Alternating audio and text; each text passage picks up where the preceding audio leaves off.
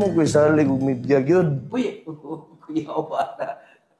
Wala ko isalig og media. Mao nang ako kung maingon mo media presence na ako, muangkon mo kuha nang awa gyud ko. Pero ang akong trabaho, ang akong obligasyon tuwa mo gud sa tao ug dili ko nila ma-perceive nga kanang perminti na kay tungod wa ko sa media, ano ko mahimo ana.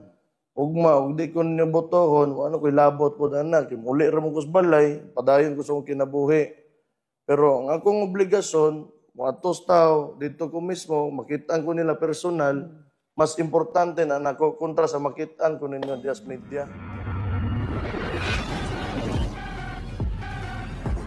Si ani mo gud na siya para makibaw ka unsa gyud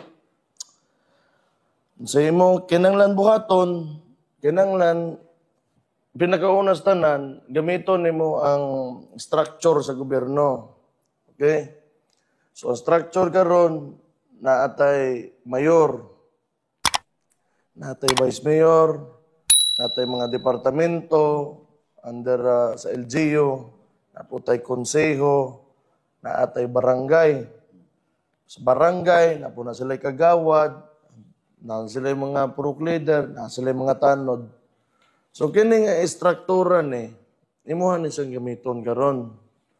So para mahibaw ka sa unsay kinahanglan ninyong buhaton, mangutana ka, pwede ka magsugod sa pinakaubos.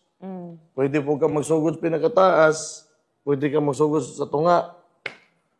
Pananglitan, gusto ko mahibaw nga kung sa may tan-aw niyo ani nga balaod, unsay implication ana niya sa ato ang kinabuhi diri sa tibok dakbayan.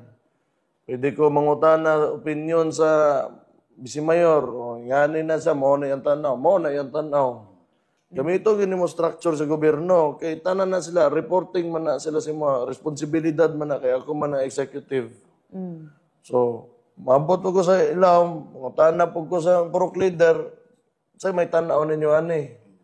Unsay implication ani kung i-implement ani nga balaod. Oh. Maminaw kanila.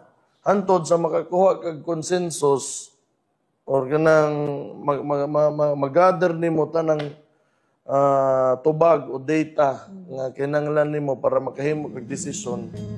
Mo ko isalig og media gyud. Uy, kuya o bata. Wala ko isalig og media. Mao nang ako kung maingon mo media presence na ako, muangkon mo kuha nang awa gyud ko. Pero ang akong trabaho, ang akong obligasyon tuwa mo gud sa tao ug dili ko nila ma-perceive nga kanang perminti na kay tungod wa ko sa media, ano ko mahimo ana. Ugma, ug di ko niya botohon, ano ko labot po ana, kay muli ra mo ko sa balay, padayon ko sa akong kinabuhi.